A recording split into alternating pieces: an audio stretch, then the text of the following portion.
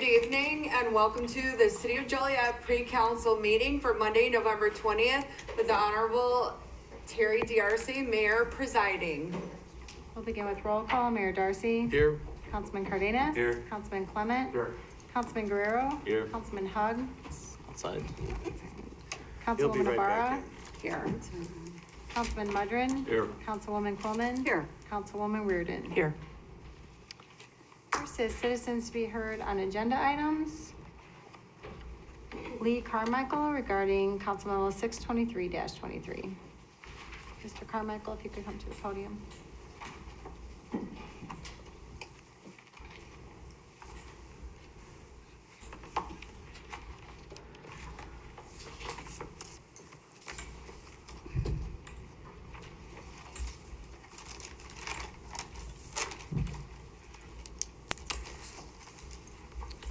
Evening, ladies and gentlemen. I'm a disabled veteran. North Point has made an offer on our home that we've been in for 30 plus years. And we have decided to do that for the basic reason of when we first moved there, the only thing I could see in my backyard was the red light on ComEd's Route 6 chimney. Now all I see is my backyard's lit up and they're not even close to me yet. So we're gonna move further out into Wilmington, into the country.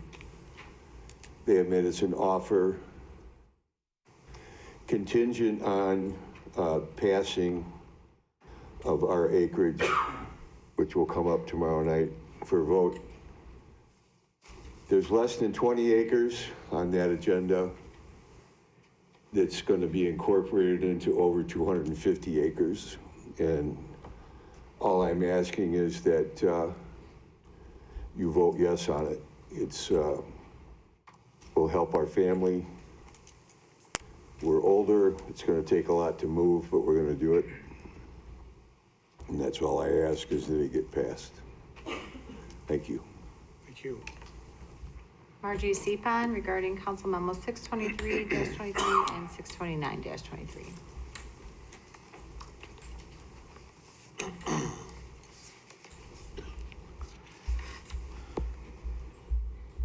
I just have a quick question before my time starts. Since this is a continuation of a public hearing, I am most likely not going to be able to finish my public comment. I'm wondering if North Point does present today, Third Coast Intermodal Hub, is it possible that I can provide public comment just as it'll be allowed tomorrow during that section of the hearing?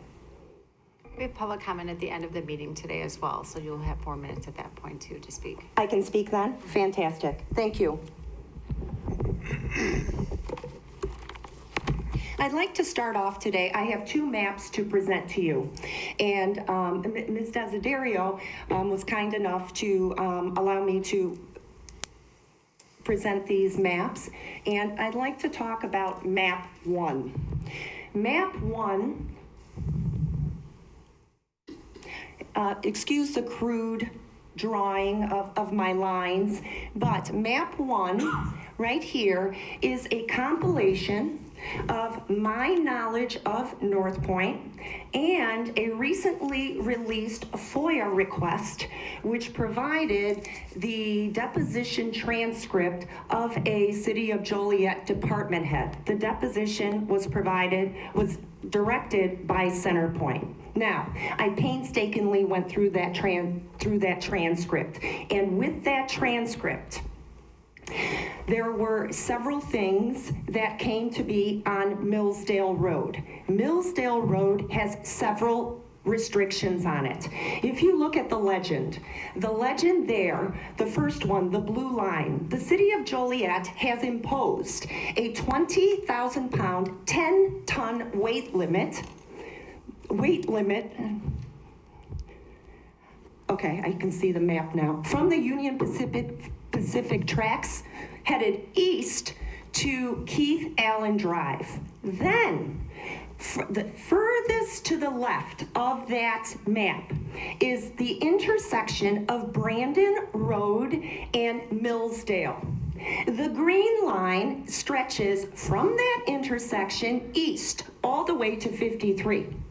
What is that about? That particular green line represents the 24,000-pound, 12-ton weight limit, since Joliet never designated Brandon Road, intersection of Brandon Road and Millsdale to 53 as identified as a designated roadway that would carry commercial truck traffic. That means trucks over the 24,000-pound limit. So 80,000-pound trucks cannot travel that the whole length of Millsdale from that intersection, Brandon and Millsdale, up to 53. Okay, next, the red line. The red line is a restriction that was included in the Center Point with the City of Joliet annexation agreement that stated Millsdale Road would not be an entrance or an exit for Center Point intermodal. That entire section from Millsdale Road and Brandon Road headed east either has two restrictions on it or 3 restrictions on it. And then furthermore, focusing on that 20,000-pound, 10-ton truck limit. To the east of that, up to Route 53, Jackson Township has a weight limit on that section as well, and I believe it's 10 tons. So nowhere on Millsdale Road can trucks travel. Okay, now I have outlined North Point. Could you please provide the map 2? Thank you. Map 2 was in the Joliet Patch today, along with an article. I do have a handout for council.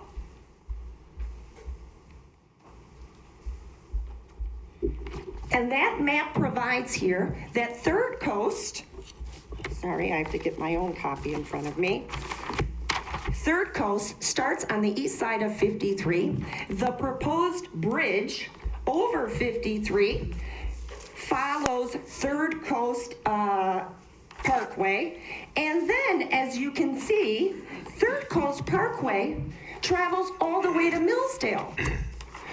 Once the trucks get to Millsdale, I've established that there are weight limits and restrictions from Brandon Road, Millsdale, headed east to Route 53. Where are these trucks going to go? At the community meeting at Knoll Park and at the Plan Commission meeting, it was stated that trucks will head west into Center Point. How can that be? It's impossible. Now, you may think that, City of Joliet can just remove those weight restrictions, but you still have to deal with the Center Point restriction of that will not be a roadway into and out of Center Point. Now comes the MOU with the Humboldt Road Bridge. In the MOU with the Humboldt Road Bridge, there is a condition that's included, and that condition states that at the time of signing, any existing restrictions, weight limits, or anything else to do with trucks being able to use roads cannot be changed. So you cannot remove those weight restrictions. You have a Joliet Patch article in front of you. And the Joliet Patch article states, today it came out, I don't know, sometime 2 o'clock this afternoon, 3.6 million square feet of warehouse and distribution space was built. But City Council approved that without trucks being able to access it or egress it. What are they going to use, Route 53 to Third Coast Parkway? And then they need to get into the intermodal, they have to go west. Or are they going to enter the property by coming through Center Point, taking Center Point Way, and then Millsdale headed east to the North Point property. And it's the Third Coast Intermodal Hub. How can this happen? The bridge over the UP. According to this deposition transcript, I followed the responses, the sworn testimony.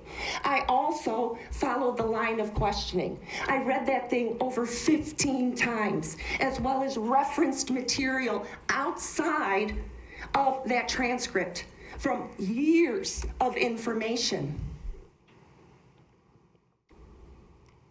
Ms. Stefan, you are over the 4 minutes. Oh, I'm sorry. I will pick up afterwards. I apologize. All right, thank you. Thank you. Michelle Peterson, Council Memo 623-29 and 629-23.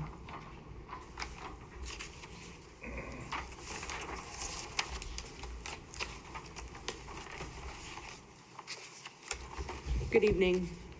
Thank you for letting me speak. My name is Michelle Peterson. I'm here speaking as a concerned taxpayer and a member of the public who will be negatively impacted by agenda item 623-23, 629-23. I urge you to vote no to the proposition that will be in front of you tomorrow at a hearing to annex more land for North Point. No one in the area wants this as it impacts the quality of life. You're not sure? Please ask the neighbors. It'll prove we're good neighbors. That slogan to be a lie. Start the conversation and find out. I urge you to ask the real questions we all want to know. Where are the traffic and environmental studies? The studies that are so imperative for a project of this size and magnitude. There's no traffic impact studies encompassing the whole project and or the parcels they want to add on 11/21/23. No environmental studies. It should be really imperative to have both those studies completed before any more land is annexed. Where will the trucks go if there's no bridges approved? How much will the bridges, roads, water, infrastructure, maintenance cost the residents in the future? How much more personnel will be added to police, fire, public works at a cost by the taxpayers? How much does it add to the impending retirement debt to the city? Joliet has a huge amount of impending pension debt, millions more than Chicago, as stated at a budget meeting at a previous meeting. And this only adds to the debt, leaving, again, the taxpayers holding the bag again. Ask the questions, start a conversation, and find out. Public safety should be number one for all concerned. This development has not proven to be safe for the public or the environment. The studies would undoubtedly show that this would be a complete disaster for the area. It's the only reason that there are no studies conducted. Don't put the cart before the horse. Please insist on what you know is right and what makes sense regarding this huge controversial development. Just don't be a yes. Anyone can do that. Be the one who insists on the proper studies. Insist for the protection of the public and the environment. Be the one who asks about the future costs that will be placed on Joliet and the residents. Be the one who knows all the facts. Be the voice of the people. Be a voice for the quality of life. Say no until you know all the facts, please. Thank you. Thank you. Chris Spasia, Council Memo 627-23. Good evening, Mr. Mayor, members of the council. My name is Chris Spasia. I'm here representing Centerpoint. My purpose tonight is to address just the one issue of agenda item 627-23. This is what I would consider a fairly routine reclassification of 4001 Brandon Road.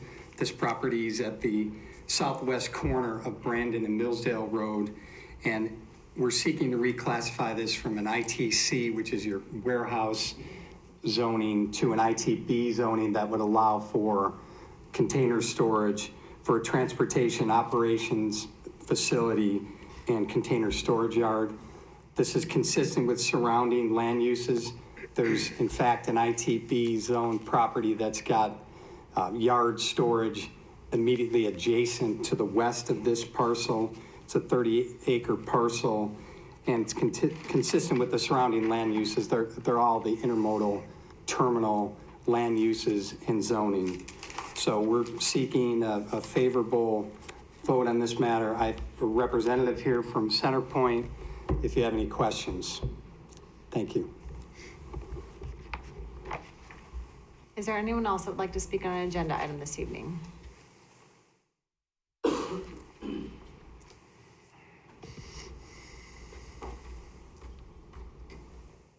Hello, my name's Kathleen Garthus. You guys know me from Better Road here. And Chris, I have called your office numerous times since Mike Hansen gave me your phone number. I have left messages for you to call me back on my issues that are going on my road on Better Road. You refuse to call me back.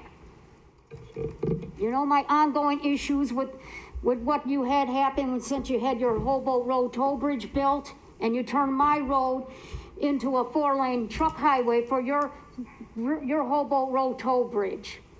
Now I looked through, I did a FOIA. I filed a FOIA about finding out about what kind of studies did you have done with the truck impacts and how would they impact us, the residents that are living out there on the road.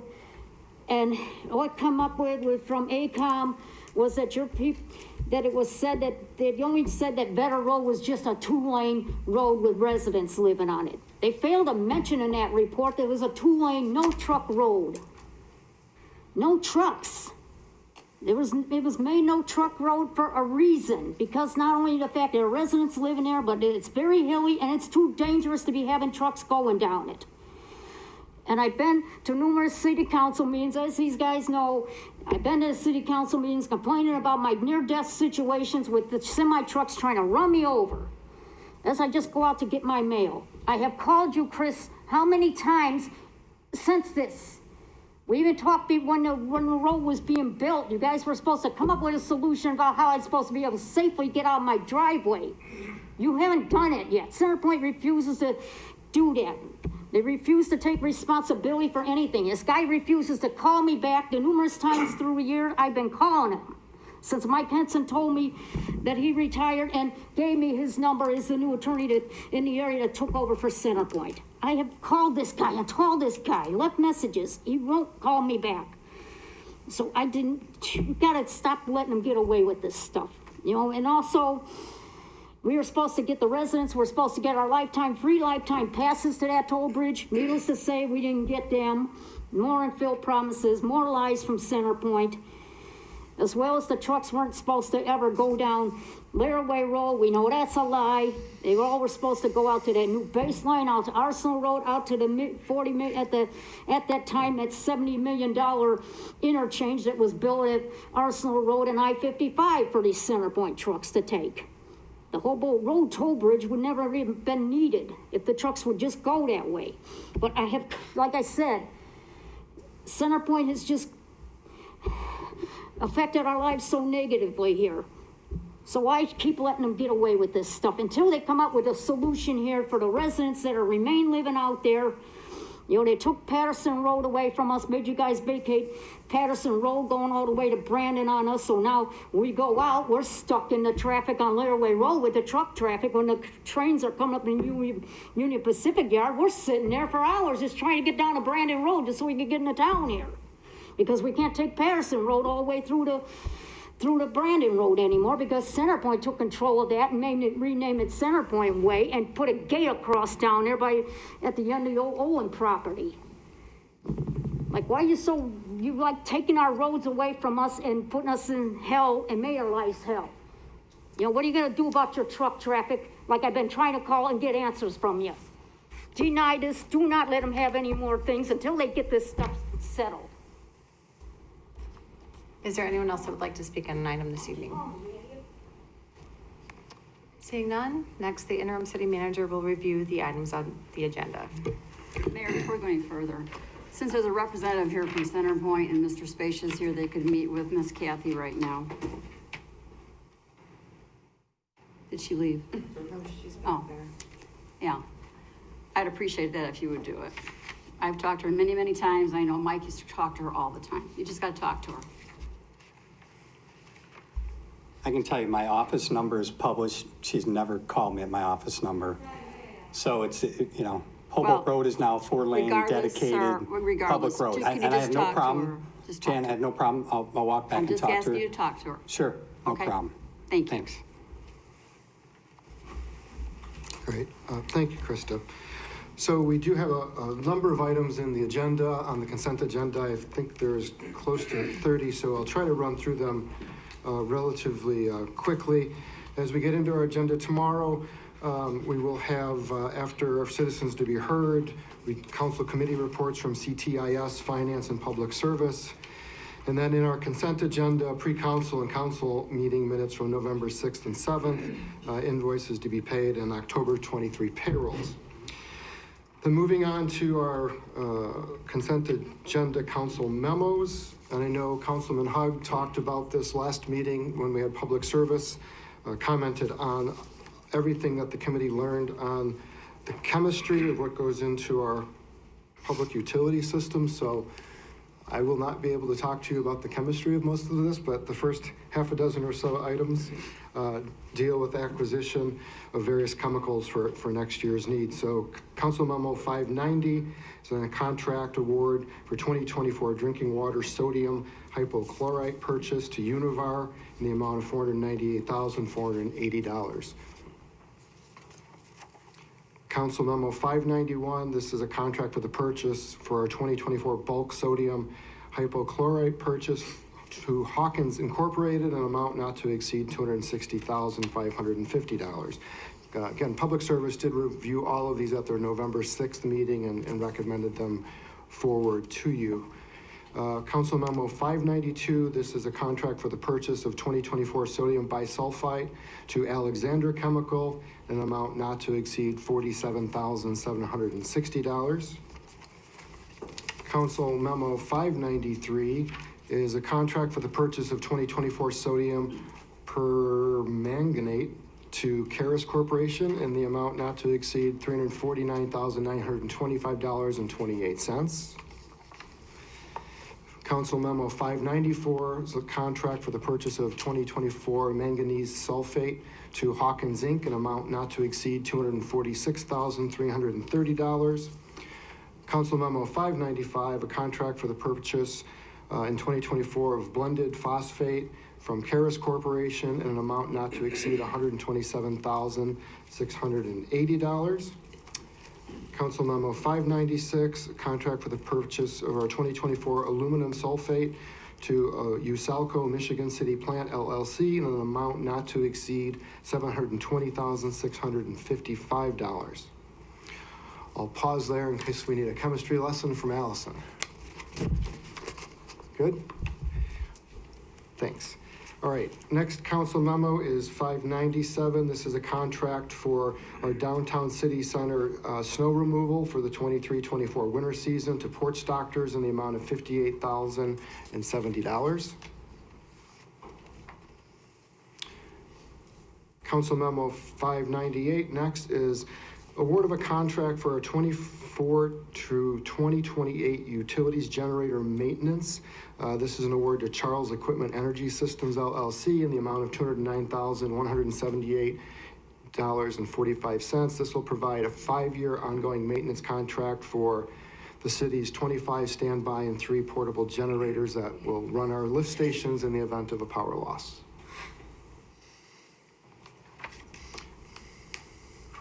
Moving on then, Council Memo 599-23. This is a contract for the construction of the Chicago Connection Facilities Pre-Construction Services to Walsh Construction Company as construction manager at risk in the amount of $1,975,000. Public Service Committee reviewed this at their meeting today and advanced it forward with a recommendation of approval for your consideration.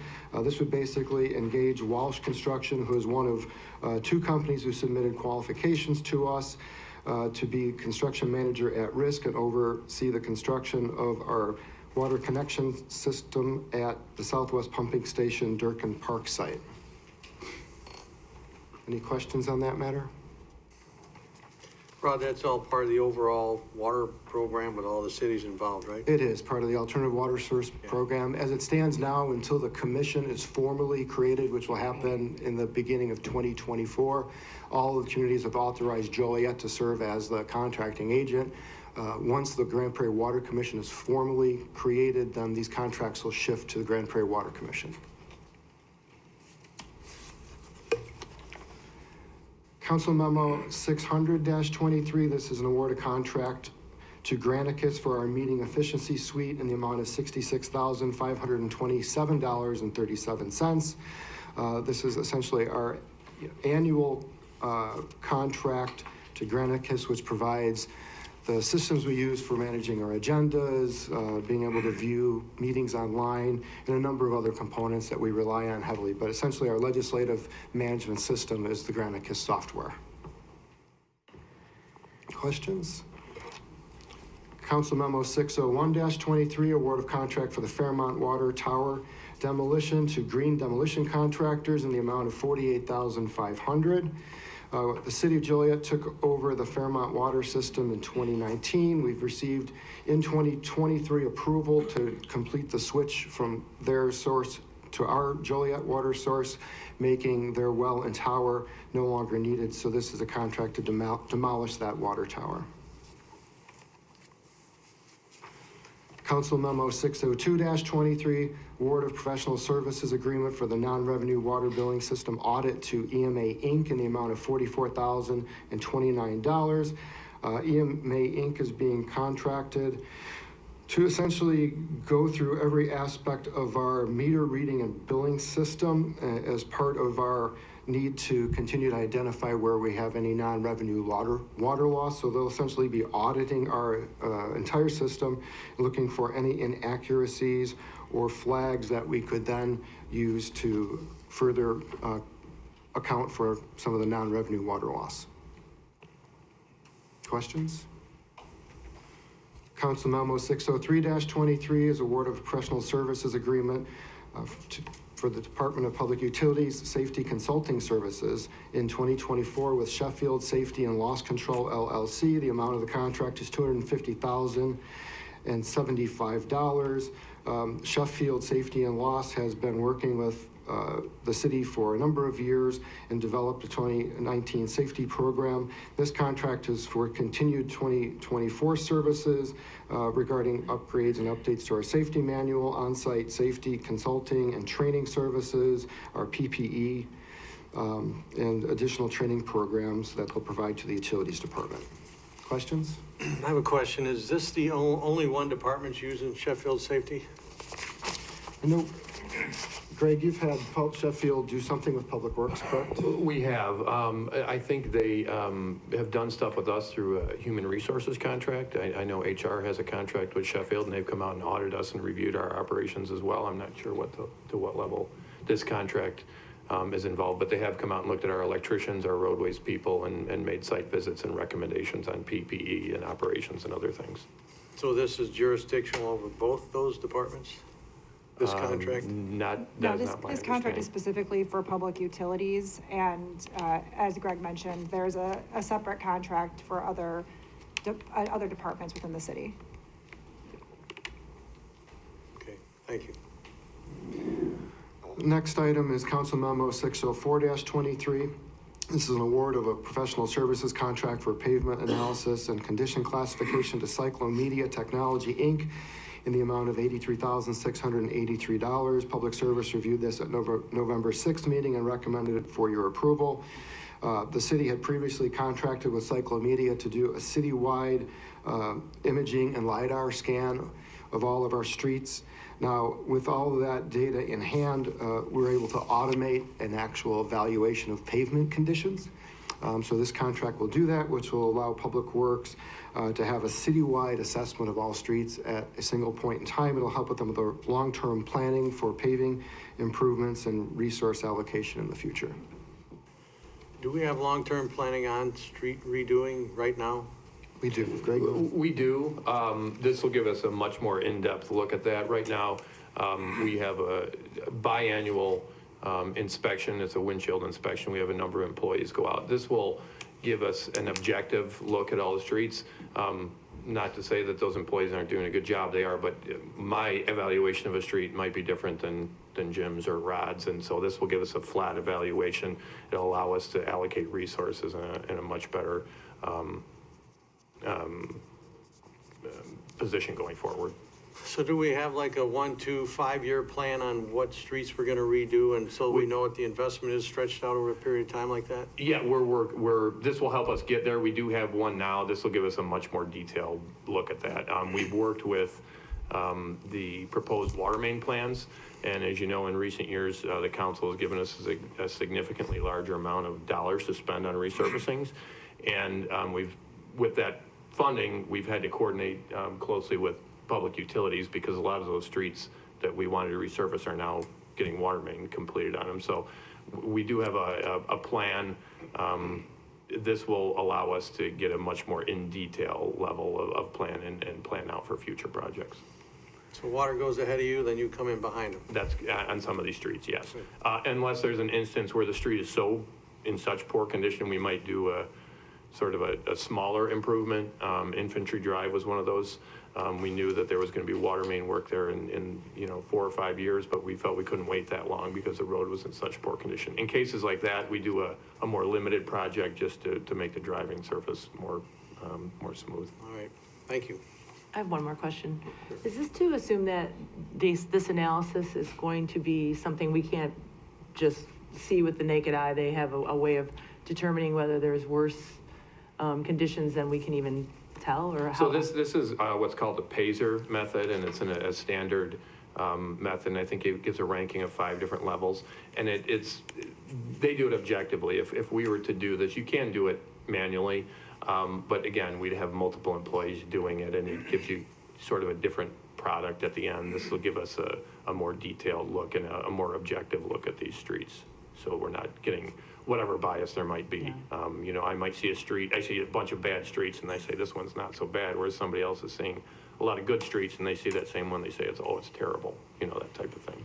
Okay, thank you. Again, I think just to reiterate, with the miles of streets we have, doing it manually, there's subjectivity, but there's also inefficiency. And with the investment we previously made with Cyclomedia, we can see all of our streets at once effectively. And so we're able to do it objectively and much more efficiently with the data and technology approach.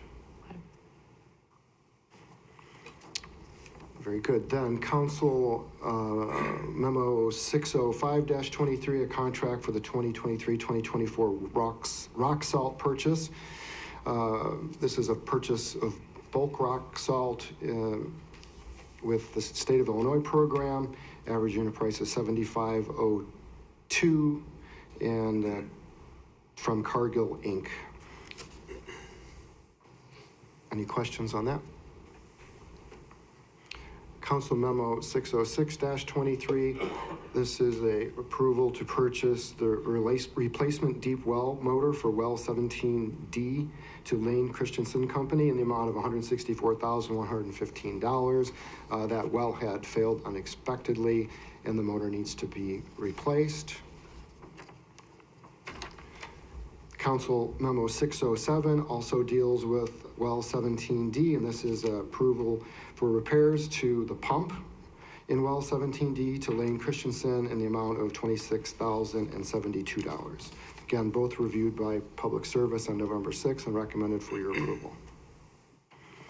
Council Memo 608-23 is the purchase of one Ford Interceptor from Ron Tillerpelli Ford, Inc. in the amount of $42,742.26. This will be, I think that, if I counted correctly, the 23rd vehicle out of 25 we had budgeted in a prior year to purchase for police interceptor units that we just had a difficulty locating. So the final 2, in addition to this one, are to be built by Ford, and we'll be seeing those in 2024.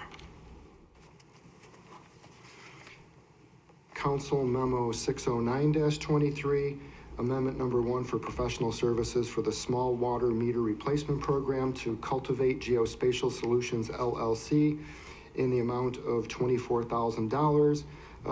This company, CGS is the acronym they go by, helps us integrate our city asset management software with ViewWorks and the contractor's field software for these meters. So they're basically the go-between between all of these meter communication parts that need to figure out how to talk to each other. Again, reviewed by Public Service on November 6th and recommended for approval. Council Memo 610-23, change order number 1 for the City of Joliet landscape maintenance contract east with Berry Landscaping in the amount of $20,000. Again, reviewed by Public Service on November 6th and recommended for approval to you.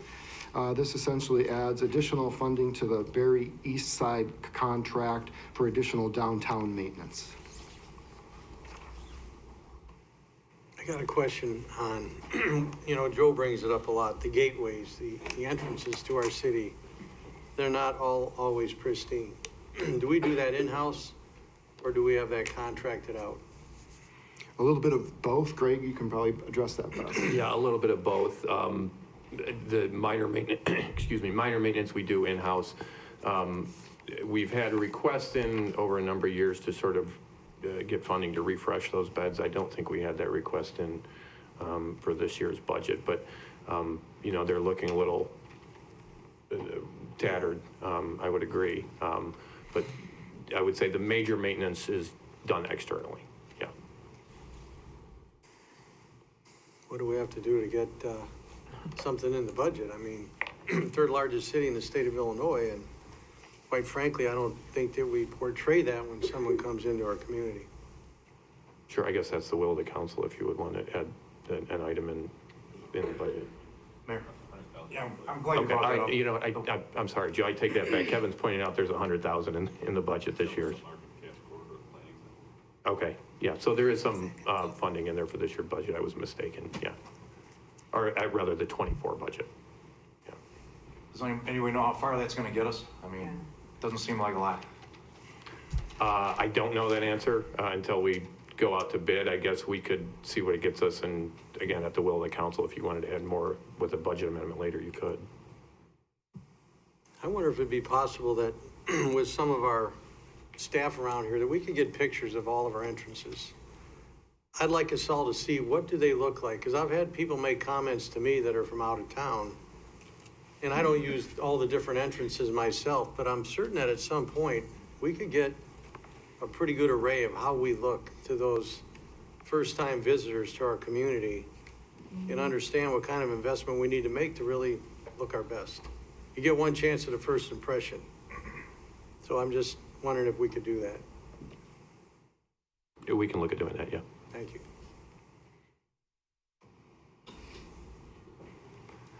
Great, thank you, Mayor. Council Memo 611-23 is next, change order number 1 for the 2023 Hickory Spring Creek cleaning in the amount of $20,000 to Greg Dobchik Excavating, and payment request number 2 and final in the amount of $22,000. The change order was a result of additional work requested to clean part of the DuPage River near Caton Farm Road. Questions? Council Memo 612-23, change order number 1 for the 2023 small water meter replacement program to Calumet City Plumbing and Heating Company in the amount of $450,000. This will allow, we already have Calumet City Plumbing and Heating engaged for a number of, I think at this point, 10,000 meters to be replaced or serviced. This will add an additional 3,000 water meters that are currently non-reading. So this is essentially repair work, whether that deals with battery issues, connection issues, radio malfunctions, but they'll visit each of those 30,000 meters that don't seem to be communicating correctly and repair them for that amount. Rod, when you say repair, is that just the labor side of this project, or does that include parts also? Allison, can you address that? Can you just repeat the question quick? So on the contract for the 3,000 additional water meter repairs, the mayor's asked if that's just labor or it also includes any parts. No, we separately purchased the water meters, so we have purchased those previously because there was supply chain issues. So we have a large supply of water meters that the contractor uses when he does the installation. Okay, thank you. Next item is 613-23, change order number 2 in the amount of $101,600 and change order number 3 in the amount of $28,525 for the Caton Farm Road Water Main Improvement Project to PT Farrow Construction for a total of $130,125. Again, this is a contract we awarded earlier this year at a little over $2.8 million, one previous change order.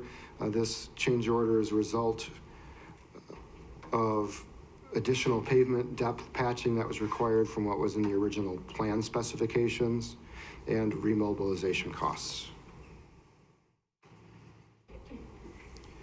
Next item is Council Memo 614-23, change order number 2 for the Plainfield Road Black to Center Water Main Improvement Project to Trine Construction Corporation in the amount of $14,970.64. Reviewed by Public Service on November 6th, recommended for your approval. That amount was for additional work for installation and maintenance of IDOT required detour routing during the extended closure of Plainfield Road. Next item is Council Memo 615-23, authorization to approve change order number 1 to our Martin Whaleman Office Solutions contract in the amount of $25,000, which increases the total available for our managed print services program. Council Memo 616-23, authorization to approve change order number 2 to Sierra ITS for information technology contract services in the amount of $34,000. Sierra provides us with contractual IT services inside City Hall that we rely on when we don't have our own staff in those spaces. So this is an additional funds for those services.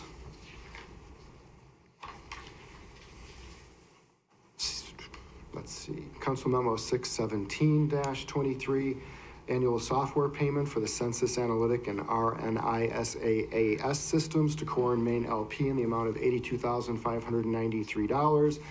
This is software that essentially works with our automatic meter reading system, and this is just our annual software contract for that census software. I got a quick question on that one. Yes, sir. So if a meter starts running a little crazy, is that something that would red flag that meter, or so we could maybe alert somebody, or is that kind of what that software would do? Yeah, so we have the census analytics, which will flag things where like a meter has an anomaly in how it's reading. We have retained an employee who's our management analyst who will be monitoring those reports. We're not quite ready yet to be doing that, but that is the goal in the future, is to be able to see, like, for example, if there seems to be a really high water usage, we could notify that resident. We also, customers can sign up for our online portal and they can set alerts, and those alerts will trigger a message to them if they have an odd meter reading. So we really encourage everyone to sign up for that free customer water portal so that they can set those alerts for themselves. Sounds good, thank you. Mayor? Yeah. Just for clarification, Greg, the Cyclomedia contract that we're looking at, they've already under a separate contract collected the data, kind of like using a Google card, right? Yes, correct. With all of our streets and yes, other assets that might be germane to the streets. What was that original contract roughly? I want to say it was about 180 total for them to drive it and extract some of the data. That was citywide, border to border? That's correct, yeah, and every city street. The additional 83,000, almost 84,000, that is to use that to identify those streets and kind of triage the streets on which ones need repair. That's correct. And they can do that with other assets too, I'm assuming. They can. So one of the things we did with the original contract is we had them extract fire hydrants, catch basins, manholes, street signage, and put all that in GIS. And that, again, this additional information would be GIS based as well. So we're moving in that direction to be more efficient with data and that type of thing. Okay, thank you. All right, thank you. Next item is 619-23, award of contract for Axon Enterprise Services. This was reviewed by Public Safety Committee and recommended to full council at their November 7th meeting. This is a 10-year contract with Axon, which provides to our police department a lot of our digital related services, from body cam, evidence storage, equipment, video systems, on and on and on. We spent a great deal of time working with Axon. The total 10-year contract amount, you have a breakdown in your packet of each of the yearly payments. It steps up from 1.5 million in year one, ending in year 10 at 1.9527, and for a total cost of $17,250,000. I know Deputy Chief Boatsum is here if you have questions, as well as we have Julie Bosak and Graham Gill from Axon. I do want to commend everyone that's worked on this, but particularly Deputy Chief Boatsum, who all of the information service related and technology items fall under his command, and he did a very good job negotiating this contract, and from where we started saved us millions of dollars. So any questions for Deputy Chief or our Axon reps? I do have a couple of statements, if you guys have a minute. I want to say good evening, Mayor, Council, Deputy Chief Chris Boatsum, obviously. We are here tonight to discuss the proposed Axon contract. I do have Axon representatives, Julie Bosak and Graham Gill here. I'm here to give a brief presentation on Axon and the proposed contract. Before we start, I just want to basically just say a few words in regards from the police department. As many of you are aware, Axon products currently play a pivotal role in various facets of the police department. These products have become vital to our day-to-day operations, whether it's through our handling of digital evidence, de-escalation tools, transparency, criminal investigations, our FOIA requests, and our enhanced officer training. The proposed contract is not just a solution for our current needs. It is a forward-looking proposal that anticipates our future growth. The proposed contract spans 10 years with an option to cancel the contract after 5 years if we choose so. We are also looking to almost save almost $3.4 million by going to this 10-year contract, as you guys have in front of you. The proposed contract also includes a price freeze for equipment over the course of the contract. We believe this contract is fair and strongly recommended the approval of this proposed contract. After the presentation, we are open to any questions that you may have, and I will turn it over to Julie and Graham to do the presentation. Hi everyone, I'm doing the tech stuff. Hello everyone. We have the slide deck that was emailed to you previous. We can go about this in whatever way you would like. We can walk through these slides one by one, or we can open it up to questions from you all. How would you prefer to move forward? Are there questions at this point that anyone has particular? Go ahead. I had asked them after public safety to come here so that everyone could get a better handle on what exactly Axon does and what the contract was all about. And this is very brief, right? Yes, but that's why I wanted to offer it up. If you all have looked through that information already, we can just answer questions as opposed to walking through each slide that's on there in the effort of being brief. I think the one question I have is this like a unit-based program? There's 285 sworn officers, they all wear cameras and tasers, and so you basically own that equipment for that whole period, or do we own it, you maintain it? I'm just trying to understand how that flow works. Sure, great question, thank you, Mayor. So the police department, or the city as it were, owns that equipment. Part of the ownership of that equipment is a warranty for all of the equipment that is owned. So if something were to go wrong, because it's technology, then it's all fully covered to be able to repair it, or if necessary, completely replace whatever product is in question. Additionally, all of that equipment will get replaced at a cadence that's dictated by whatever that equipment is. So using the body cameras as an example, those get replaced every 2.5 years, mostly based on batteries that are exposed to elements in the Midwest. They're not able to retain a charge that when officers are out on the street for 12 hours, we need the camera to be able to work for that long. And when it's really hot in August and really cold in January, that battery starts to degrade over time. And so if we're able to replace those every 2.5 years, we can keep up with what that will need to look like from a battery standpoint. The department also is able to get the newest camera that's out at that time too. At the start of 2024, it will be the newest camera that we released in this year. Does that answer your question? Yeah, thank you. Any other questions? Thank you. Thanks for doing that. Of course. Thank you all. Thank you. Thank you.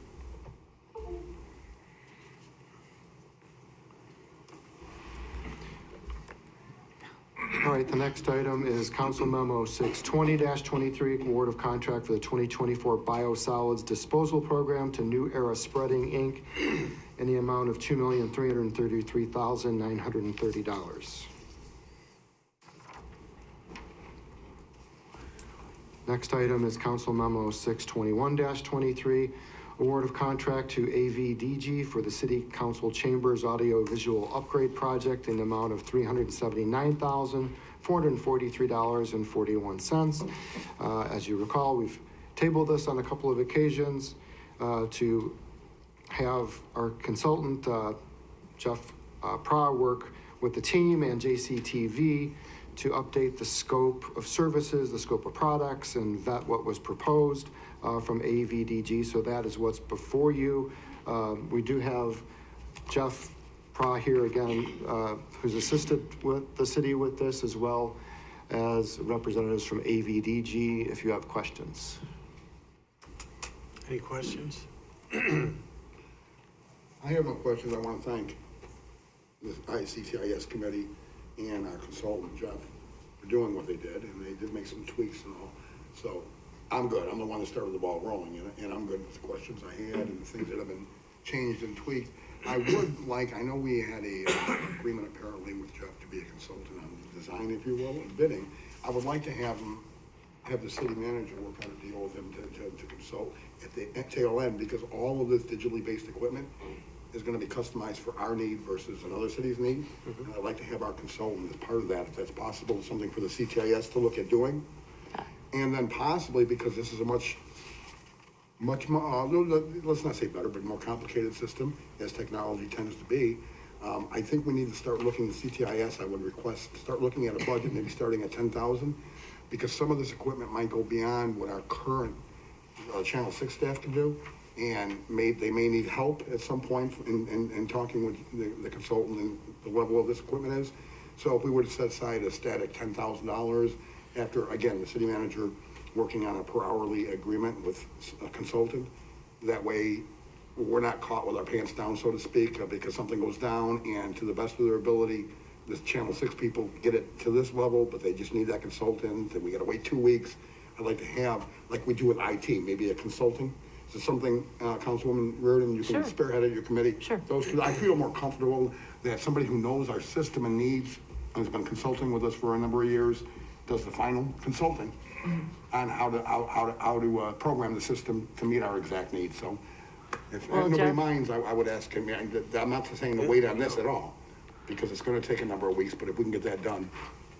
Jeff has been a great consultant throughout Yes. this, and I want to thank him again for all he's done.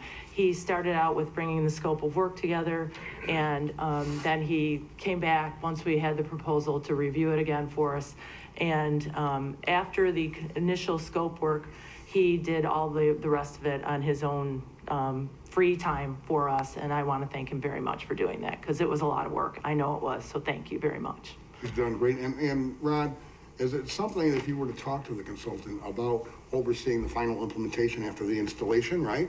If it's below the 25,000, that's something you can do on your own, right? It's something the city manager has authority to approve. Can you talk to him about doing that? Because, I'm sure once we award the contract, we want to get that moving, right? Yeah, I think defer to Chris Sternal as to what the right structure is for that between AVDG, who, once they do the installation, I think some of that is their responsibility to absolutely. provide, right?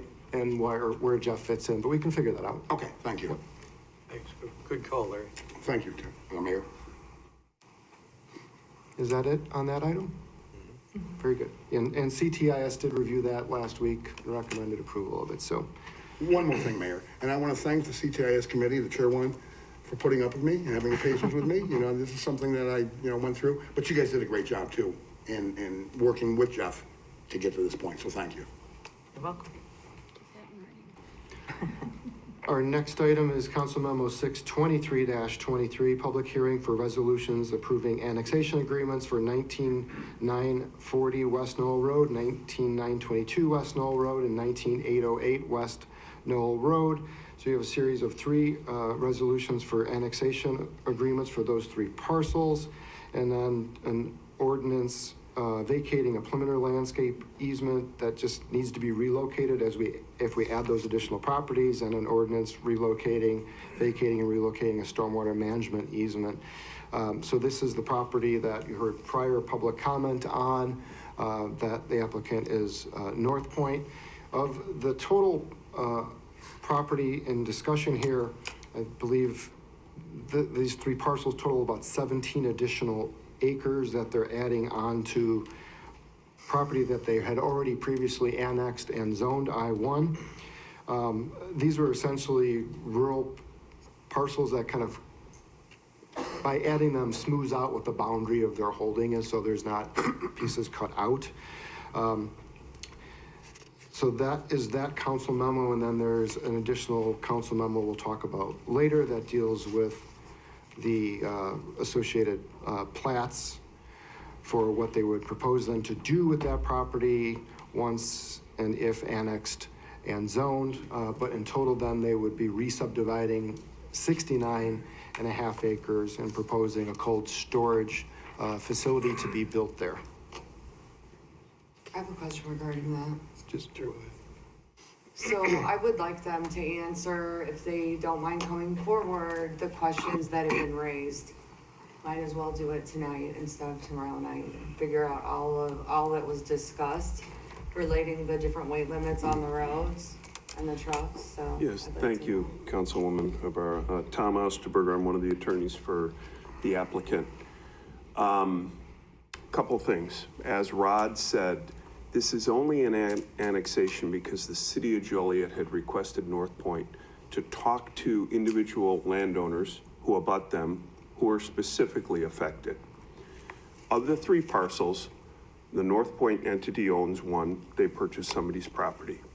That leaves two remaining of approximately 10 acres and 5 acres. I think Mr. Carmichael, who spoke tonight, is the 10 acre, and there's another owner maybe 1,000 feet down that is 5 acres. So what happened would be, if they developed without buying them and annexing them in, you would have a line that looked like upside down teeth. Could they do it? Sure. But it made a lot of sense for the talk to them. They discussed about a year and a half over time with them, reached a conclusion, and are trying to buy them out. And because of that, and it's an addition of these approximate 17 acres, we have to take the existing sub and actually do a new subdivision because you're adding property. With respect to the comments earlier, the city of Joliet has very good in-house legal counsel following that discussion. They had good counsel when they annexed the property and entered into an annexation agreement with respect to those roads. I do not want to say that your objector is wrong. The city of Joliet has the right to put weight limits on the roads. They made a decision on how to do that. They have, the Eastgate subdivision was approved with access onto Millsdale going west. With respect to the litigation, I'm not going to comment on that. You have outside legal counsel that's very good, and I would ask you to talk to your lawyers about that because those comments are incorrect. It would be improper for me to get into specifics about that, but you control your weight limits. And the roads are built going westward to the standard, and you control that. I can tell you about the North Point agreement that the city of Joliet approved, and that says that absolutely no trucks will go eastbound from where the Eastgate subdivision goes on to Millsdale. So.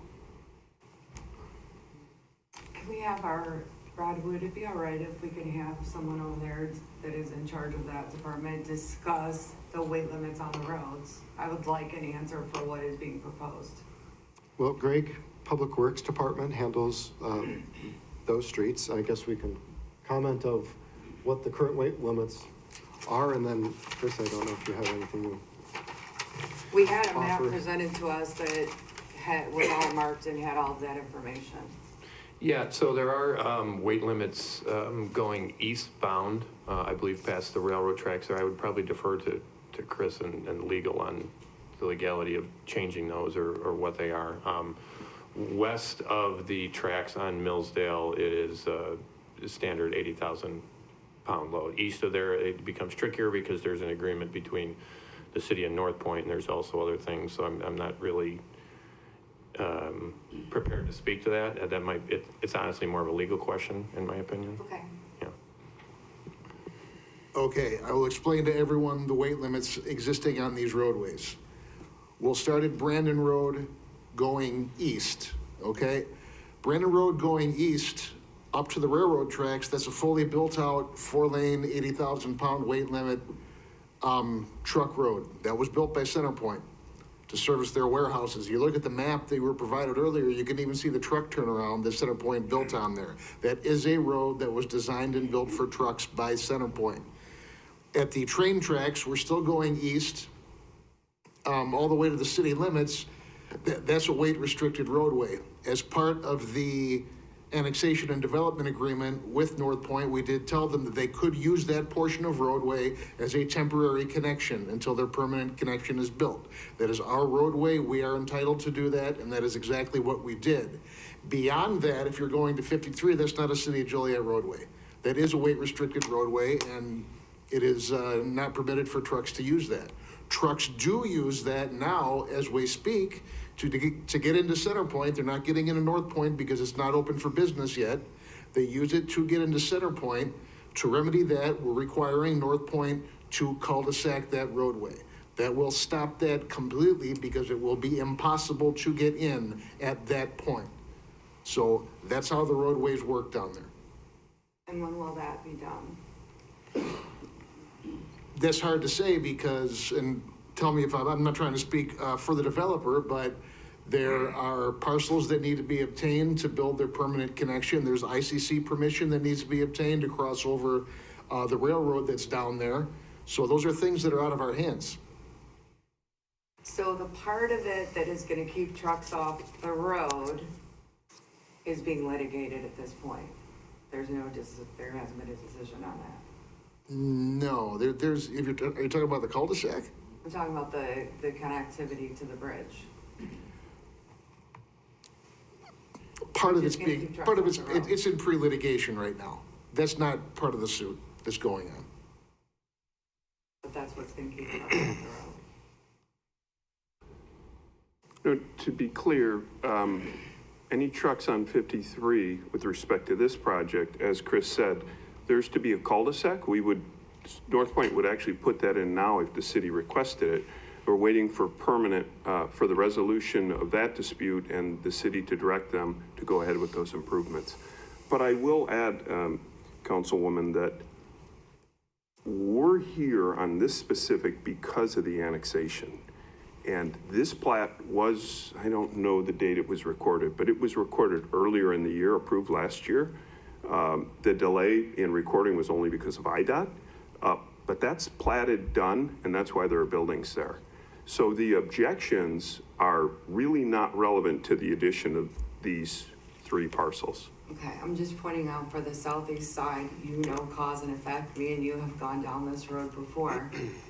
And we know the effect. You say it's just it's a very simple thing that you're asking for, but the effect is gonna be all these trucks on the road. We don't have a crystal ball to decide if the litigation is gonna go one way or the other, so I'm kind of wondering why this came before us at all.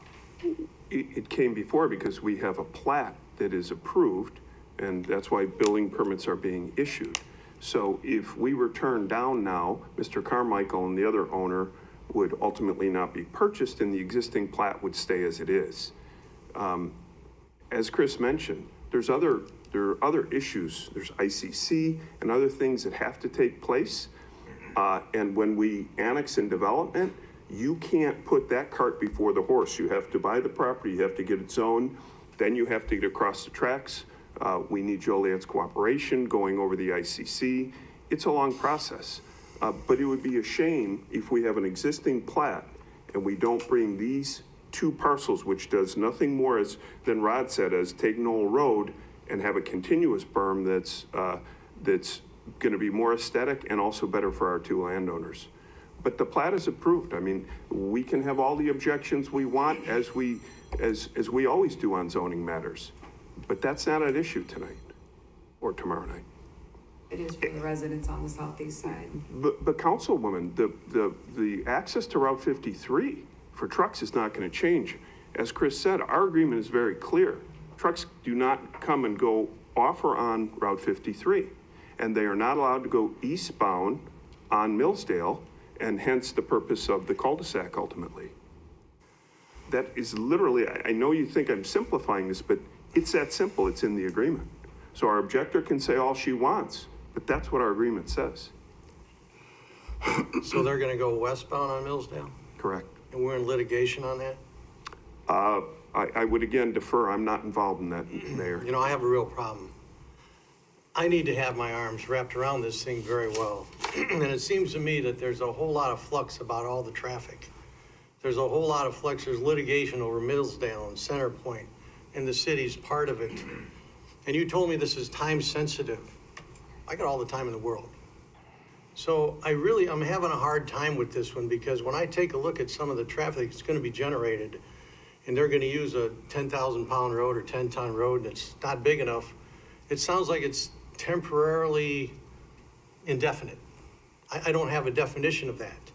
So you're telling me you gotta do all this, you gotta do all that. I'm really struggling with why we have to push this agenda tonight, and why we don't have full answers on this temporary use and when is it gonna be ready to be fulfilled, and the ICCs and everything else, in the middle of litigation with Centerpoint. I'm struggling with all this. Well, I will point out that Centerpoint brought the litigation. Your counsel is excellent, both in-house and outside. And I can't comment on that litigation because I'm not involved. It wouldn't be proper. But I don't think that the city at any point is concerned about what they agreed to. Again, tonight is the addition of some acres to move forward. So I understand your concern, but that plat is in place.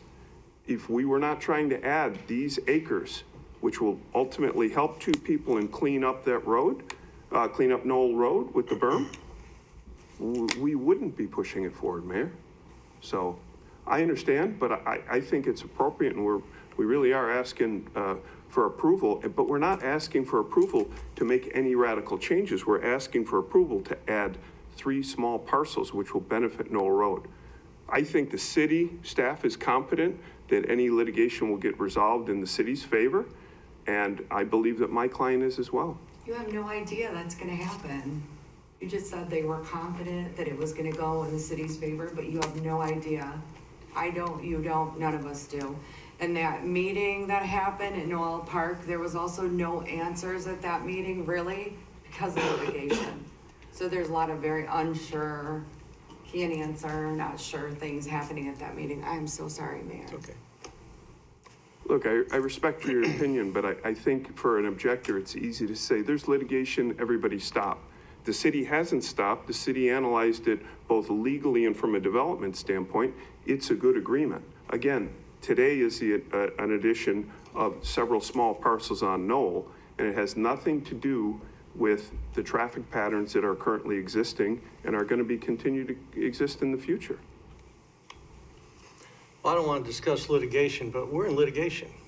I understand that Centerpoint is suing the city over some use of North Point trucks on their roads. This is, Chris, keep me out of trouble, will you?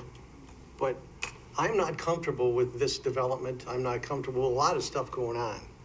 And the time sensitivity to me is the 150,000 people that pay taxes in the city to make sure that I, along with all my fellow council members, are comfortable with. Now, everybody's gonna have their own vote. I'm just telling you how I feel. Because I'm not totally clear that this temporary indefinite use of a road that's not built for that we have to maintain, has got any closure to it. So I'm struggling with it. I don't like gray areas. I like black and white areas. And Mayor, I respect that completely, but I'll go back to what I said before. You have several hundred acres that's platted, approved, under an agreement with buildings on that are designed to go that way. Tonight, I'm asking only that approximately 17 acres be put on the south side of that. That is all. So I understand your concern. But again, for an objector to say we have litigation, everybody stop, I think that's unfair for our request. That's why we both have opinions. I understand, and you're in charge and I'm not. No, I'm just a vote. Any other questions? Thank you.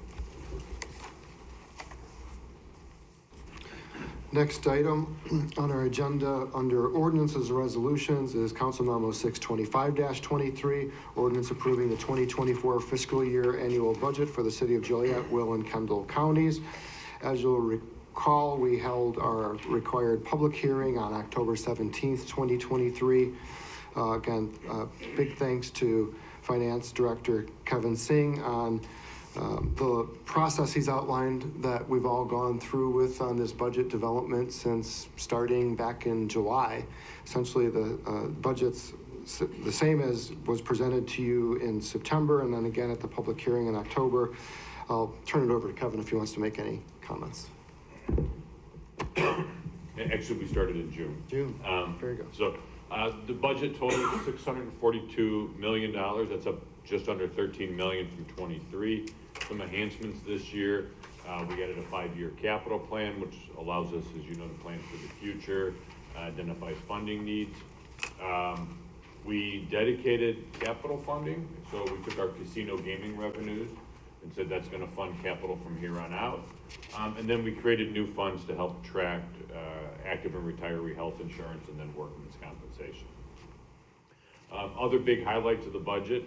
This is an increase from the current budget, but roads and sidewalks, $22.975 million programmed for roads and sidewalks in 24.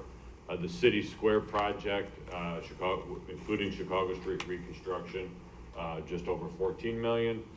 50 vehicles, water mains on just under $100 million, 15 new positions. And when all said and done, the general fund's expected to have 3.7 months of expenses in the bank is funding. So our savings went up slightly from current year to up to 3.7 months. So that's a positive thing. And then just wanted to thank everyone. I know everyone spent a lot of time on the budget. I had a number of meetings, number of phone calls and discussions. So I want to thank the mayor, council, department heads, and other staff for their time on it. Mayor? Yeah. You know, I don't know if this is an appropriate time or not. You know, Kevin, I spoke to you earlier. Like, it's kind of like two-prong here. And Mr. Ruddy, so just last week, we had a sidewalk demo outside here. I invite all my colleagues and anybody in the audience that wants to see what it looks like just west of City Hall. And if you want to just give us a snapshot of where we're at, what we're trying to do, I'm excited about it, about the sidewalk grinding. We've been talking about it a long time, and then it kind of rolls into the budget. Like, are we going to have to put money aside? But there is money in the budget for whatever this is going to cost if we choose to go down that road. So. Yeah, excuse me, we did do a demo that Councilman Clement sat in on last week for sidewalk grinding directly across the street from City Hall in that sort of plaza area. There was some heaved sidewalk. The company that we had take a look at it, Safe Step, we had a discussion item at Public Service today. We're going to come back again, I think, in 2 weeks on that. But we did do some grinding there. Our current procedure for sidewalk repairs, or our traditional procedure has been to remove and replace those. But with this process, we feel we can get more bang for our buck on a lot of these. They came out, they did an analysis, and then they ground off, Joe, was it 4 or 5 different panels. They grinded it at ADA compliant 12-to-1. It extends the life and cuts the cost of sidewalks. So we're going to be looking at moving into more of that type, I guess I'd call it maintenance work as opposed to full removal and replacement of the sidewalk. We think we'll get more value out of that. And with the funds that the council and finance have put together, we might be able to get some more of these sidewalks addressed than we have in the past. Right, real quick, I know you're going to do a presentation probably in the near future. I was just told there's a video of it. Do you mind if we play it real quick? I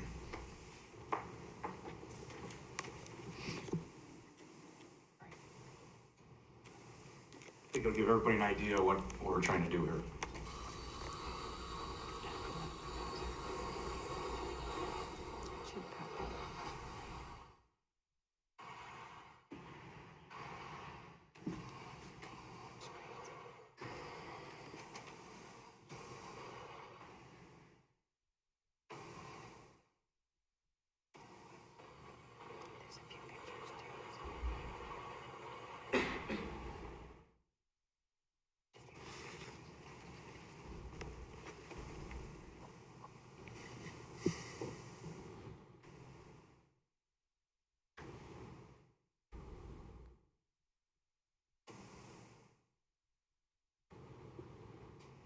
That's impressive. Yeah.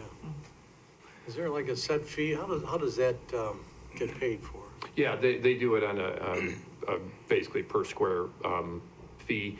The first video, that was of a more extreme case. I think that was 2 inches of heave. Some of these ones are a lot smaller. That's kind of an extreme case where you saw the chunks of concrete, but they do it on basically a per panel fee. And we can provide the information on what the removal and replacement cost versus the grinding cost would be, so that there's a straight analysis of it. That's good. So you'll see it back, and again, in a couple of weeks. Public Service reviewed a proposal today that will advance this approach, and we'll do a pilot project in a couple different areas of town, so we really have a good understanding of how far the dollars go, so we can fully budget going forward. So, but overall, it's much more efficient, and as Greg mentioned, the way the saw is actually physically set up, it grinds it to ADA compliance, and if we can do that rather than replace, we're going to be able to cover a lot of surface a lot more effectively. So, Mayor, just to clarify, Rod, you may not be aware. No, we tabled it, and Oh, did you? Okay. we're going to be discussing it in 2 weeks again, Okay. which means it wouldn't come back with one recommendation one way or the other, probably for 4 weeks. right, very good. Okay. Greg, are you aware of any of the towns around? Is Aurora one of the towns doing this? I'm not sure if Aurora is, but there are a number of towns around here that do it. There's different types of grinding that go on. There's machines that do it. What's attractive about this particular approach in this company is they will go out and analyze the whole city if that's what we choose, or smaller neighborhoods, so we can address all the deficiencies in a particular area. And then it's a GIS-based approach. I know we've discussed that a number of times, but right now it's kind of a scattershot approach where we're reactive and we get a complaint on the far west side and the middle town east side, and we address those as they go. If we were to move forward with this, and we'll have further discussion at Public Service in a couple of weeks, but we could look at a whole neighborhood and determine we have, 50 deficiencies in this neighborhood, and address that whole neighborhood at one time, as opposed to jumping around, which adds to the cost, quite honestly, because the contractor is moving around all over the place. Because I knew we were looking into this, I was just in Aurora on Friday, and I saw one that was ground down like that, and I was just wondering if they were doing it citywide or if it was a one-off, but something we could look into, see how satisfied they are with the kind of how it holds up after it's been ground and that kind of thing. It's not an uncommon approach to do the grinding. If you start looking around in downtown areas, you'll see it in a lot of different locations. We just traditionally has not been our approach, and we're trying to get the dollars to extend further and move into that. Thank you. Just to clarify, good point, Councilwoman. Actually, on my street, when they did it off the street for me, either our contractors or in-house, and I never really asked, they ground it. So who did that grinding? We have done grinding in the past. We have a small machine. Because we don't do it very often, we don't find it to be very efficient. We feel like going with a company like this that does this, and they can group them together, they can do a lot more work than we can. But we have done grinding in the past. We have done. I knew I wasn't hallucinating. Yeah, we have done some in the past. Walk my dog, and there's grinding done, and it was a nice job, whoever did it. In my subdivision. And we have done some through our sidewalk contract as well. But what's different about this particular approach is we analyze everything ahead of time, as opposed to, again, just taking one-off complaints here and there. Thank you. How do we analyze this, Greg? Like we did the roads, the GIS that you talked about earlier. How do we GIS our sidewalks? So this particular pilot program that we talked about today and we'll talk about again, they come out and we selected 4 different areas of the city and they would go through and they do an inspection on everything. So this, what we talked about was doing an initial 12 miles of sidewalk where they'd inspect everything, find the deficiencies up to like a 1/4 inch or larger, and then you can take that information, it would be placed on GIS and it would have all the, you know, the deficiency attached to it, and you would be able to say, yes, this is our criteria for what we want to address. So it's nice that you get all the information in one location and are able to, it makes it easier to put a contract together to do this type of work. How many miles of sidewalk do we have, do you know? I don't know that number. We're trying to get a handle on that because it's, you know, we know the miles of roads, but we don't have sidewalk on every road, and in some locations in the older parts of town, it might be 2 lots have it, 2 lots don't, that type of thing. So we have a general idea, but I can get you that information. Yeah. Just curious, thanks. Yeah. Mayor, I have an answer, if you don't mind, to that question. If the estimation or guesstimation was 0.5%, 12 miles is 0.5% to 1% of our total sidewalks. So that's why we kind of tabled it for more information. We have some questions as a committee that we really need. Okay. We'll get more information for the next Public Service Committee. Can I ask a question? What area of this, what 4 areas of the city did you choose?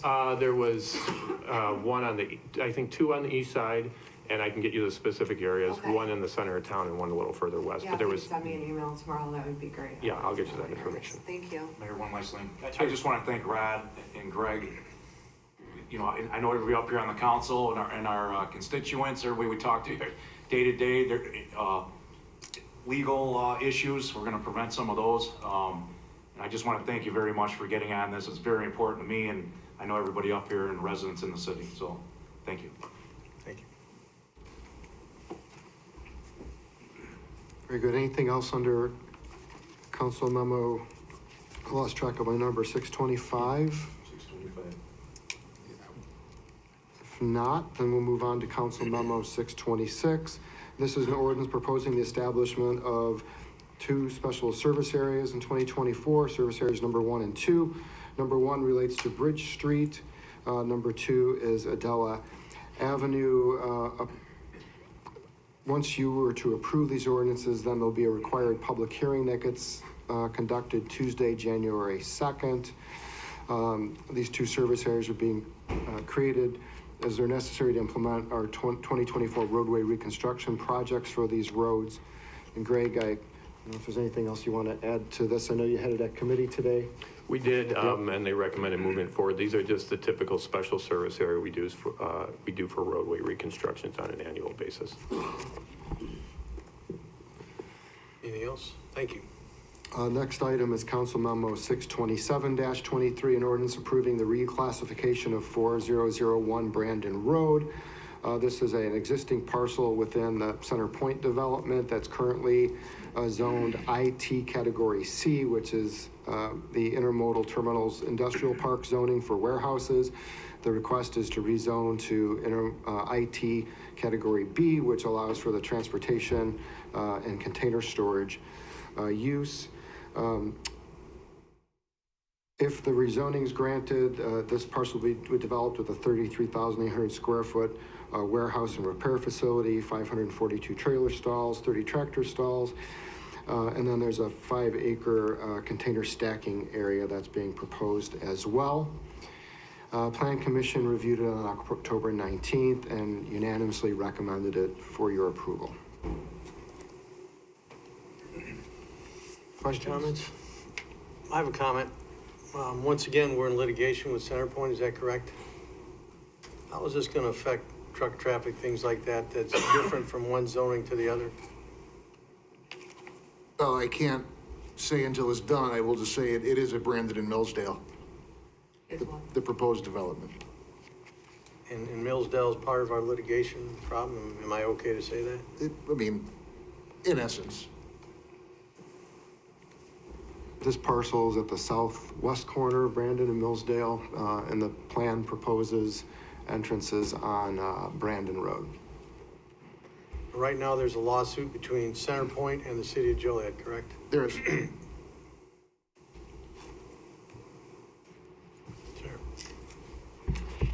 I can tell you this, I guess without getting too deep in the weeds on the litigation, the issues are about opening up Millsdale as another access to the intermodal. There's significant disagreement with the city on that issue. Can Millsdale be opened up as another access to the intermodal? This property is part of the original footprint of CenterPoint. CenterPoint is improving this intersection of Brandon and Millsdale. It's that intersection improvement, signalization, it's like a $4 million project. That's underway. A traffic study's been submitted for this use. What that traffic study shows is that while this use will increase truck usage, it will actually decrease automobile usage. So ultimately, the impact is not going to be significant on the performance of what's going to be a fully improved intersection. So this is all part of the plan development that goes back to 2008. We have submitted a study November of 21 on the intersection, and we submitted an update to that in September. We are in litigation, correct? Correct. Okay. Thank you. Thank you. Any other questions? I don't have the traffic study. I wouldn't do that. Okay, thank you. Any other questions on that? All right, the next item on the agenda is 628-23, an ordinance approving the reclassification of 102 Doris Avenue. It's currently zoned B3, requesting to be zoned R2A.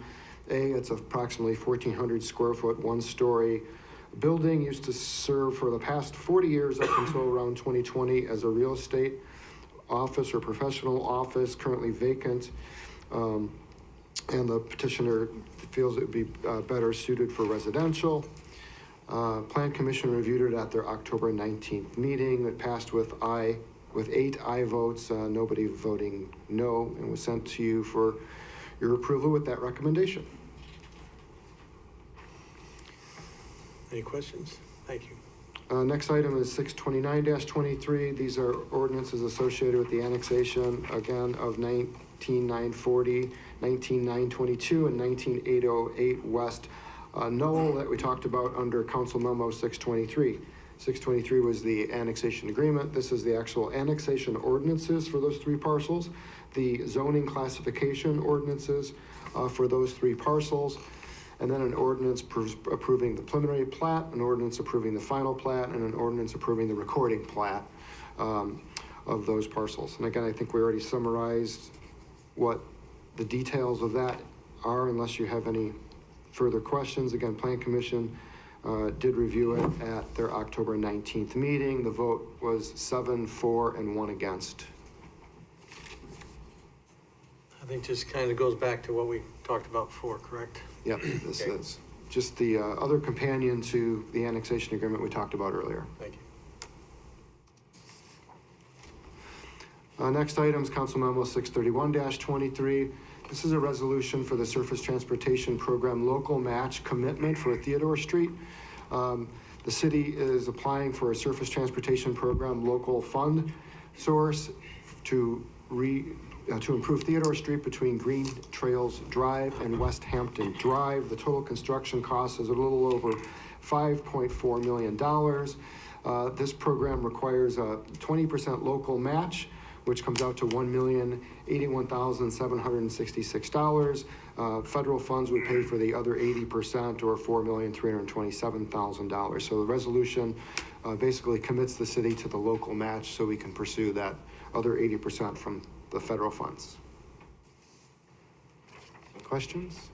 Council Memo 632-23. This is a resolution approving the subrecipient award agreement between the Will County and the City of Joliet on behalf of the Grand Prairie Water Commission.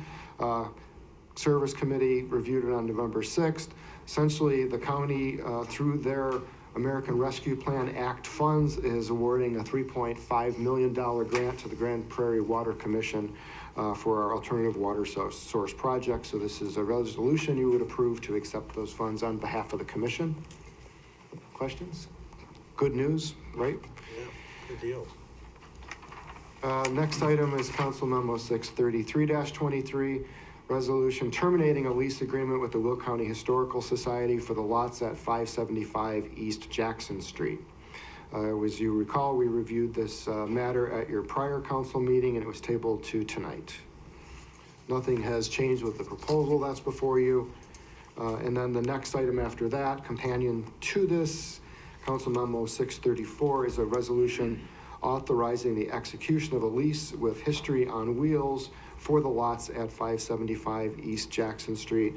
As a reminder, the Will County Historical Society owns the building that is on the property. We just lease the underlying ground to them.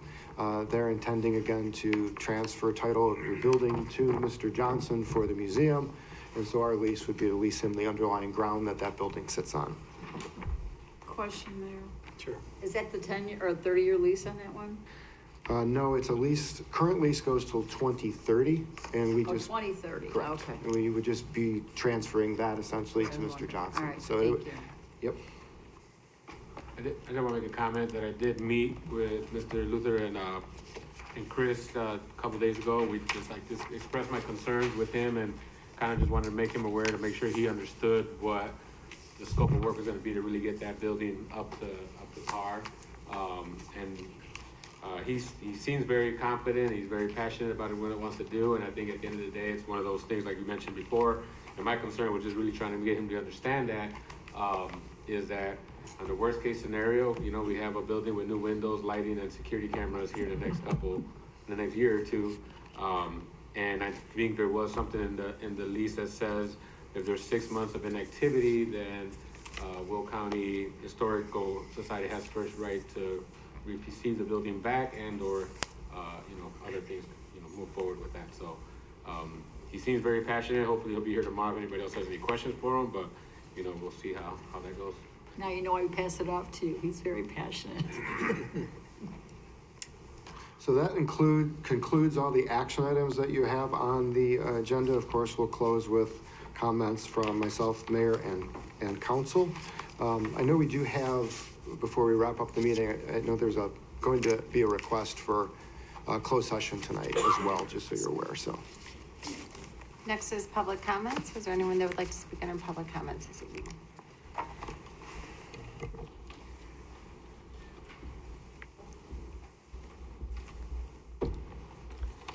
Good evening, Mayor and Council. How are you today? Great. Good. Of course, I am Julie Alexander, and this is including you. I have a few of my members here, and we come to do our annual report on the magnificent, successful service that we give back to the community. We're going to have Mr. Warner Williams, our Executive Secretary, to read you something. Good evening, Mayor, members of the council. Including you, I'd like to stand before you today to share another successful story about our community service in regards to economic impact facing our organization and families. With your aid and assistance, we were able to support our communities here in Joliet and the County of Will with another $10,000 to help continue with our much needed services.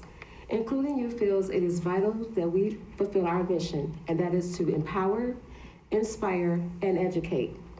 These core values enhance the self-esteem of a spirited Joliet community. The 2023 recipients for the Including You were the Fairmont Community Partnership Corps and the Illinois Rock and Roll Museum on Route 66. Thank you.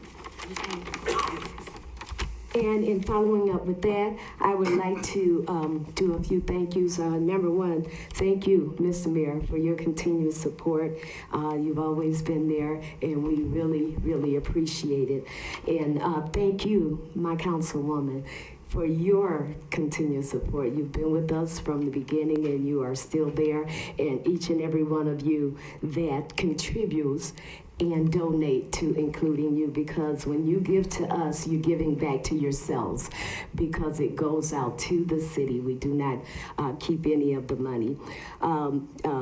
Sergeant, I want to also thank Sergeant John Williams, the Santa's cop, for assisting Including You in making sure that children have toys and families can supply their children with toys. And I want to thank all the businesses and the residents of Joliet for helping us continue our mission and our purpose. And thank you very much. Can I get a comment? And you guys have a comment for us?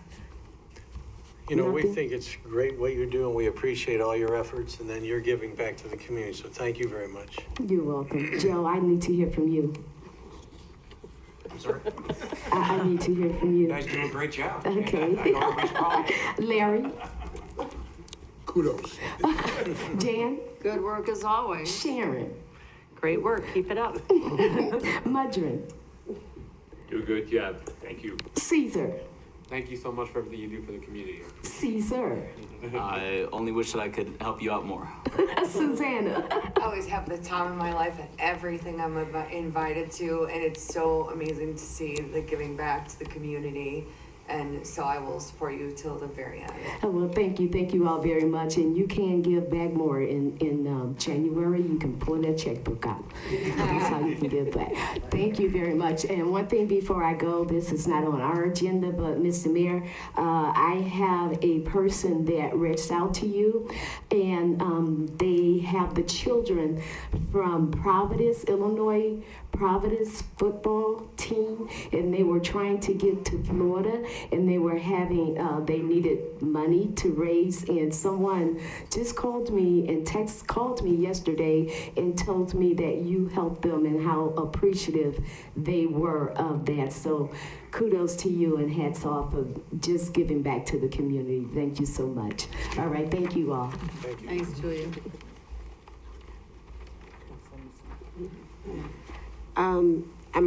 I'm short, so you won't see my shirt at this point. I'm here about me. This is Pat Mead speaking. I'm not here for any other purpose but to say that Ascension, or shall I say St. Joe's, has served this community for 141 years. Did you know that? In the last 20 years, we've had 9 CEOs or presidents. Do the math, it's simple. In the last 3 years, we're going on 3 strikes. I just want to let everyone know that the nurses have been steadfast. You can look at what the foundation and the groundwork and what's going on at Ascension. It's not the nurses, because they are out there and they're trying to do their job. Who has 3 strikes in 3 years? And 2 of them in 2 months. And we're gonna be locked out as well. But St. Joe's has been here for 141 years. And yet it still stands. So we will not let it be destroyed or disrupted. We are going to fight for Joliet and surrounding counties, because that's what we do. It's our profession. We love it. This is why we stay. So I just needed to let you know, to just kind of 9 CEOs in 20 years. You can see where the gaps are, and it's not with the nurses. Thank you.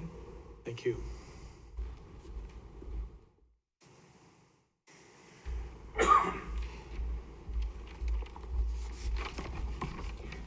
If I could please have map 2 brought up again, that would be wonderful. Hello, Margie Sepon again. I provided a handout of a Joliet Patch article that was posted today, and I did highlight some relevant information to Third Coast Intermodal Hub, the South Chicago Logistics Cold Storage Facility coming in. And in the article, one thing thing I'd like to say. I painstakingly went through that transcript. I researched through ordinances. I am confident that map is correct. If somebody tells me I am incorrect, you're gonna have to show me in black and white, okay? Now, getting back to this Joliet patch article. In the patch article, it states, and it's highlighted in yellow about a third of the way down, that North Point has 4,000 acres in Joliet and Will County region, right? Well, I'd like to know, I believe that the amount that they have right here in the Joliet region is, in Joliet, is about 2,179, right? And they rely on rail. Truck, rail, truck, rail, truck, rail. That's an intermodal, isn't it? We have intermodal zoning. But this entire project and the annexation for the property in Third Coast Intermodal, and it's all under the umbrella of North Point, is asking for I-1 zoning. Earlier this year, or was it last year? Time goes by so fast. There was a building that was approved, a warehouse building in which tradesmen could store their supplies at. And it was approved at Mills, Mills Road in Rowell, right next to Job Corps, right? That's zoned I-1. North Point has the same type of zoning, truck rail, as that small building. That's crazy. There are 4 categories of IT zoning. How did that happen? I suggest that all council people read that transcript. It's in the FOIA. It's on the city's website. It's sworn testimony. So also, I'd like to make sure that an annex with a zoning, it requires a supermajority vote to approve, correct? So there needs to be 6 yes votes to approve this. I just want to make sure about that.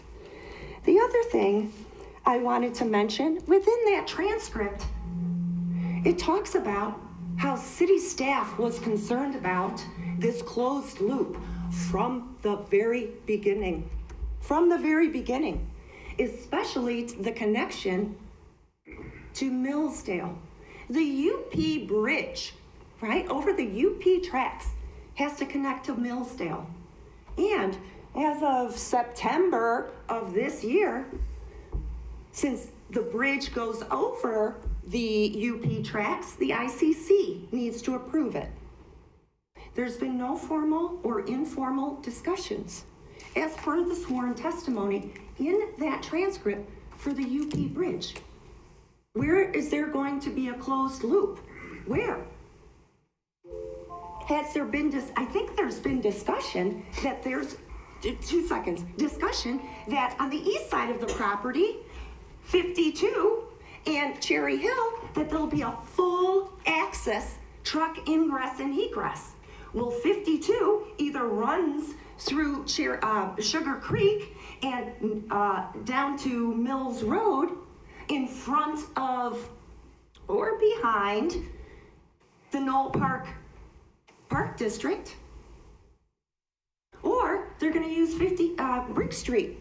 But we fought CMAP on the south side, and when CMAP did their study, and CMAP agreed with us that there needs to be more study on Brick Street actually being a truck route. You had Brick Street being widened, people's homes on the Brick Street from Mills to I-80 section were truncated. People are having a difficult time getting out of their houses. And there's a possibility that trucks from North Point are gonna run that route? Oh no, oh no. There are too many unknowns on this. It definitely can't be zoned I-1 tomorrow because that's impossible. This is an intermodal. In an intermodal, And Joliet has intermodal zoning and 4 different categories. I'm upset. I'm really upset. You know how long it takes to research these things and connect the dots? I have a full-time job, but I'm here because it's the right thing to do. Every council member should have their hands wrapped around this project and fully understand it. As I see it now, they don't. Thank you very much. Thank you.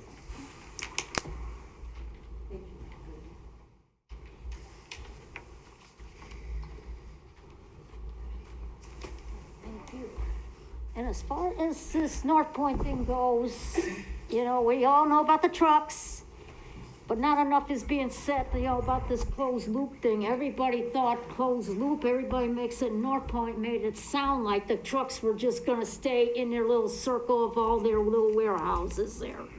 Like as if the trucks are never gonna leave it. They're just gonna stay right there in their intermodal area. No, they're not. They're gonna go out and they're gonna be going to and from I-80, to and from I-55. And not to mention going down my road too.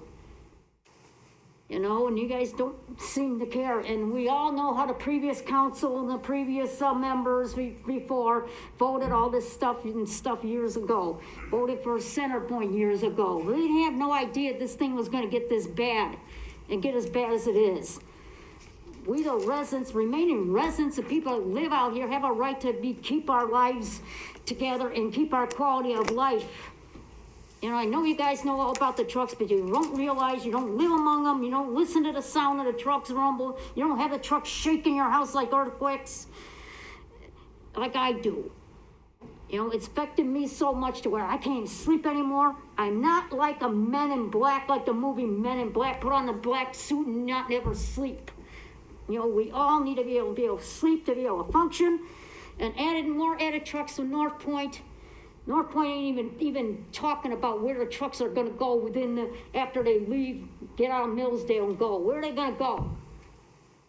You think they ain't gonna go to and from the highways? I don't think so. And you guys don't stress that enough. Anyone else that would like to speak under public comments? Seeing none, is there a motion to go into closed session to discuss personnel, collective bargaining, land acquisition, or conveyance pending or threatened litigation, after which the meeting will be adjourned? So moved. Second. The motion seconded to approve. Councilman Cardenas? Aye. Councilman Clement? Aye. Councilman Guerrero? Aye. Councilwoman Ibarra? Aye. Councilman Mudrin? Aye. Councilwoman Quillman? Aye. Councilwoman Reardon? Aye. Mayor Darcy? Aye. Motion carried.